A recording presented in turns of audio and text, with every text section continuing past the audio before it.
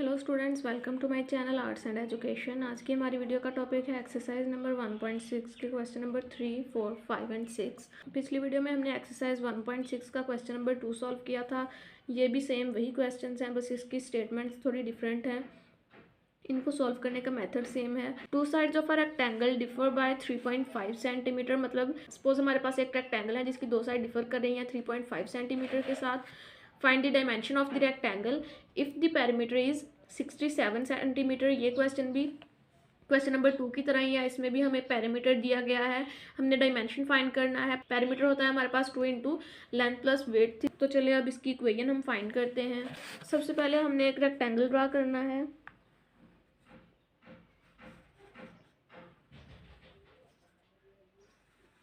Question number 2 की तरह हमने यहाँ भी लेट करना है कि हमारे पास लेंथ x है और विड्थ हमारे पास y है। तो हम कहेंगे कि let x is the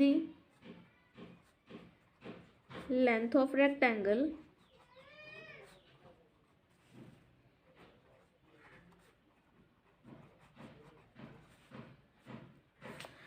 end y is the width of the rectangle.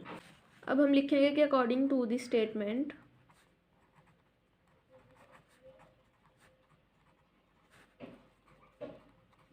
मैंने पहले भी एक वीडियो में बताया था कि ये क्वेश्चन हमारे लिए बहुत इंपॉर्टेंट है, क्योंकि पेपर में एक लॉन्ग क्वेश्चन आता है इनमें से। हमें कहा गया था कि two side of the rectangle, हम सपोज कर लेंगे कि वो दो साइड हमारे पास एक्स एंड वाई दो साइड हैं हमारे पास लेंथ एंड विड्थ, जो कि डिफर कर रही हैं हमारे पास 3.5 सेंटीमीटर से। तो हमारे पास आएगा x minus y is equal to 3.5 centimetre. Next हमें कहा गया है कि perimeter of the rectangle is equal to 67 centimetre.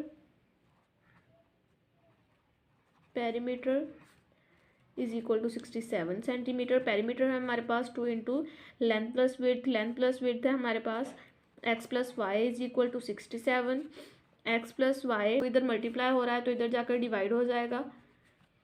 x plus Y is equal to, इनको डिवाइड किया तो हमारे पास आंसर आएगा 33.5।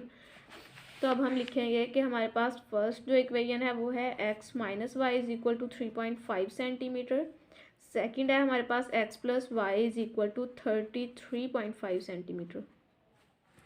ये है हमारे पास इक्वेशन। अब इसको आपने या तो मैट्रिक्स इन्वर्जन मेथड के साथ सॉल्व करना है या फिर क्रैमर्स रूल के साथ सॉल्व करना है। मैं यहाँ डिटेल से सॉल्व करके नहीं बता सकती, इसलिए सिर्फ आपको स्टेटमेंट में से इक्वेशन फाइंड आउट करने का तरीका बता रही हूँ सब क्वेश्चंस का। बाकी आपने इनको क्रैमर्स रूल या फिर मैट्रिक्स इन्वर्स मेथड के थ्रू खुद सॉल्व करना है। पिछली 2 वीडियोज़ में मैं आपको इन्वर्स मेथड के थ्रू सॉल्व करना और क्रैमर्स रूल के थ्रू सॉल्व करना सिखा चुकी हूँ। अगर वो वीडियोज़ नहीं देखी तो मैं आपको सजेस्ट करूँगी कि पहले वो वीडियोज़ देखें, ताकि आपको पता चले कि मैट्रिक्स इन्वर्स मेथड के थ्रू हम कैसे सॉल्व करते हैं इक्वेशन को और क्रैमर्स रूल के थ्रू कैसे सॉल्व करते हैं, तभी आप इन इक्वेशन को सॉल्व कर सकेंगे। मैं यहाँ सॉल्व नहीं कर रही क्योंकि वीडियो बहुत ज़्यादा लंबी हो जाएगी अगर मैं यहाँ सॉल्व करने लग गई। क्वेश्चन नंबर 4 है हमारे पास, the third angle of an isosceles triangle is 16 degree less than the sum of 2 equal angles. Find 3 angles of the triangle. Isosceles triangle ऐसा ट्राइंगल है जिसके 2 एंगल सेम हो, उनकी डिग्रीज सेम हो, उसे हम आइसोसेलेस ट्राइंगल कहते हैं। सपोज हमारे पास ट्राइंगल है, ये है हमारे पास ट्राइंगल, आइसोसेलेस ट्राइंगल है। इसकी जो ये डिग्रीज हैं ये सेम होंगी और ये डिग्री हमारे पास डिफरेंट होगी। क्योंकि ये दोनों डिग्रीज हमारे पास सेम होंगी इसलिए हम इनको x का नाम दे देंगे दोनों को, और ये होगी हमारे पास y। तो हम लिख लेंगे let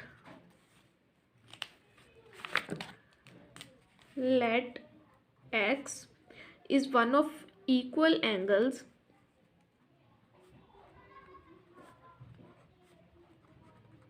x is one of equal angles, x हमारे पास इक्वल एंगल्स हैं, and y is the third angle, y हमारे पास थर्ड एंगल है।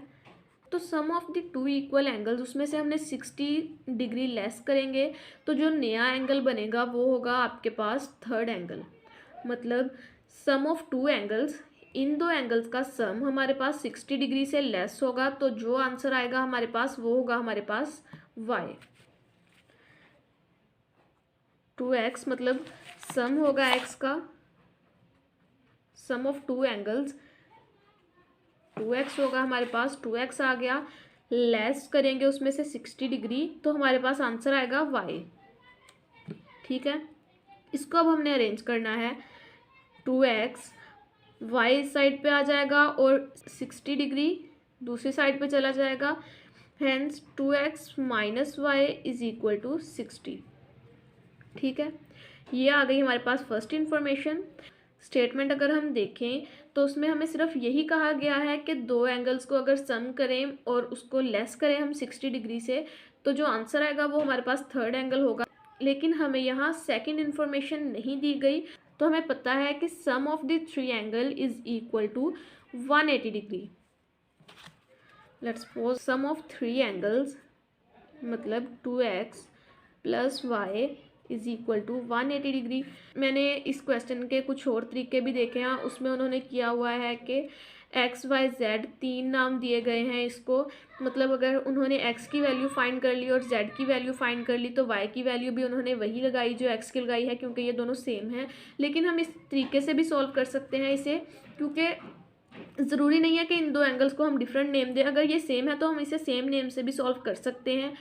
तो 2x प्लस वाई है हमारे पास इज इक्वल टू 180 डिग्री, तो अगर उन्होंने एक्स वाई जेड किया हुआ है तो x plus y plus z is equal to 180 degree किया हुआ है। वो सोल्यूशन थोड़ा कॉम्प्लिकेटेड है, इसलिए मैं आपको इजी तरीके से सॉल्व करवा रही हूँ। 2x plus Y is equal to 180 degree, तो हमारे पास सेकेंड इन्फॉर्मेशन आ जाएगी 2x plus Y is equal to 180। ये है हमारे पास फर्स्ट इक्वेशन, ये है सेकंड। इसके थ्रू आपने सॉल्व करना है, या तो क्रैमर्स रूल के थ्रू या फिर मैट्रिक्स इन्वर्स मेथड के थ्रू। ये भी सिंपल है, इसको भी बिल्कुल हमने जैसे पिछली वीडियोस में सॉल्व किया है बिल्कुल वैसे ही सॉल्व करना है। नेक्स्ट हम देखेंगे क्वेश्चन नंबर 5। क्वेश्चन नंबर 5 है हमारे पास, one acute angle of a right triangle is 12 degree more than twice than other acute angle, find the acute angles of the right triangle. सबसे पहले यहाँ नोट करने वाली बात यह है कि एक्यूट एंगल क्या है। Acute angle according to the definition एक ऐसा एंगल होता है जो 0 डिग्री से ज़्यादा हो और 90 डिग्री से कम, मतलब कि less than 90 degree but greater than 0 degree is called an acute angle. ये मुझसे ठीक नहीं बना कि मैंने स्केल्स यूज़ नहीं किए।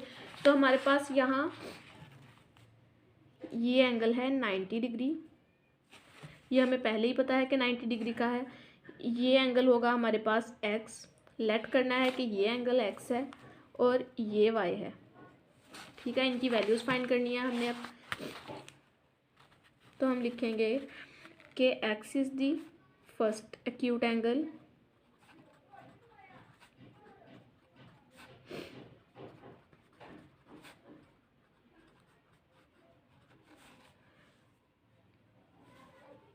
और लिखेंगे कि y is other acute angle.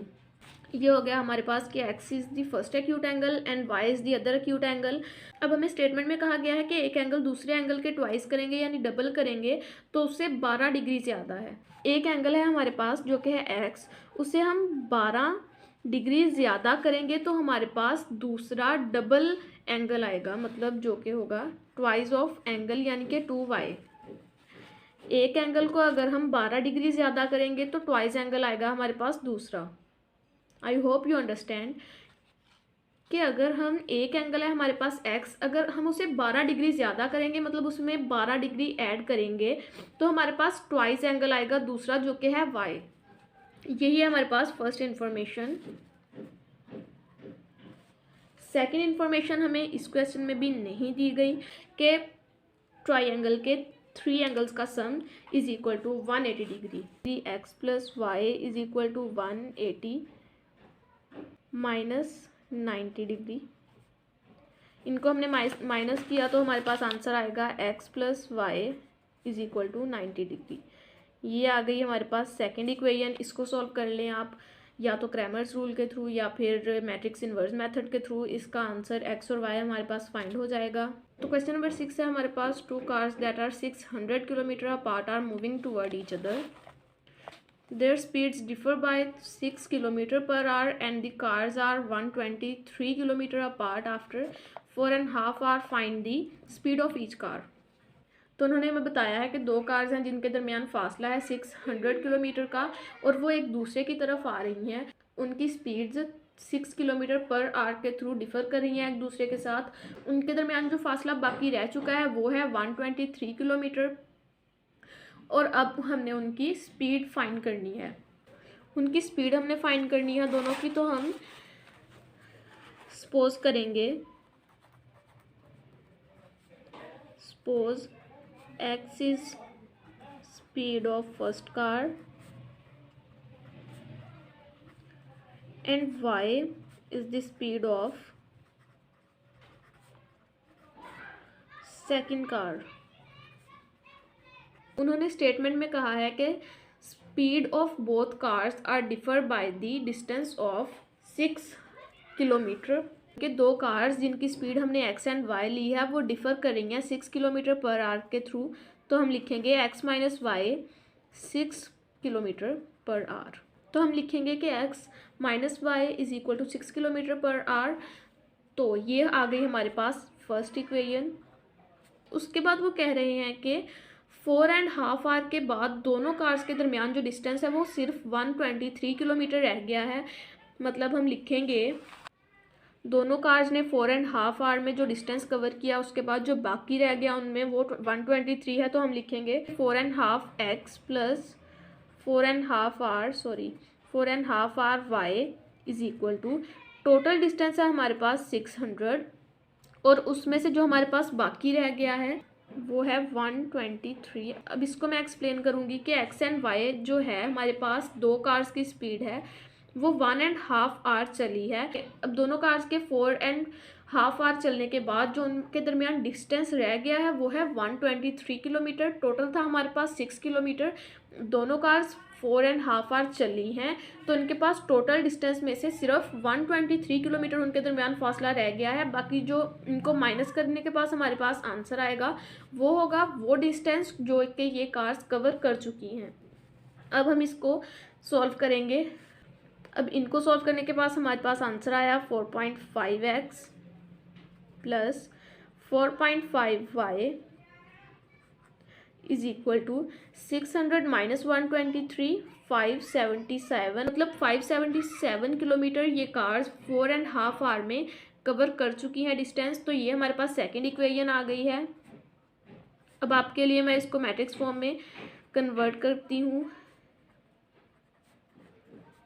Matrix form है इसकी हमारे पास।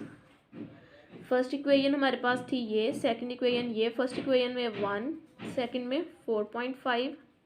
फर्स्ट इक्वेशन में था हमारे पास y नहीं लिखेंगे, हमने 1 लिखना है। सेकंड इक्वेशन हमारे पास 4.5, ये थी हमारे पास a। x होगा हमारे पास unknown values x and y और b होगा हमारे पास यहाँ 6 और 577। इसको आप मैट्रिक्स इनवर्स मेथड या फिर क्रैमर्स रूल के थ्रू सॉल्व कर लें।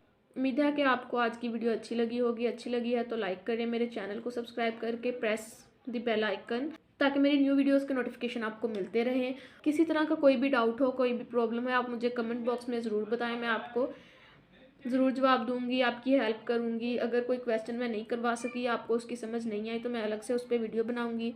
तो आज हमारा चैप्टर 1 कंप्लीट हो गया। इसकी रिव्यू एक्सरसाइज में वही क्वेश्चंस हैं, वही मेथड है, तो आप उसे खुद सॉल्व करें ताकि आप उसको सॉल्व करके इस तरह सॉल्व किया करें कि आप खुद का टेस्ट ले रहे हैं। बिल्कुल अपनी हेल्पिंग बुक साइड पे रखें, आप उसको खुद सॉल्व करने की कोशिश करें। अगर कहीं समझ नहीं आ रही तो आप उसके बारे में फाइंड आउट करें कि ये किस तरह सॉल्व होना है। रिव्यू एक्सरसाइज सॉल्व करें और मुझे बताएं कमेंट बॉक्स में कि आपने कितने मार्क्स गेन किए हैं। आप नेक्स्ट वीडियो में हम इंशाल्लाह चैप्टर नंबर 2 स्टार्ट करेंगे। तो चलें, अल्लाह हाफिज़।